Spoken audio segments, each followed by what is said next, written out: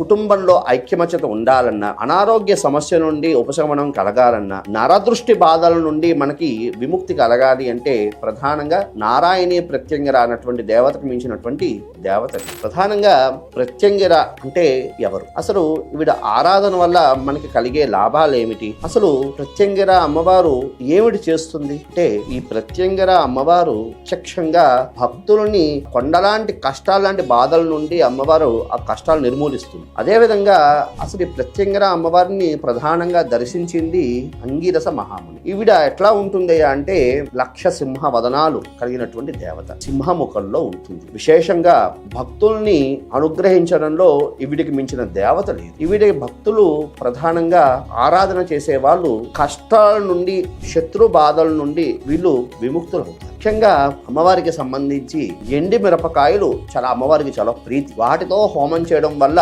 సర్వ బాధల నుండి కూడా అమ్మవారు విముక్తులను చేస్తుంది.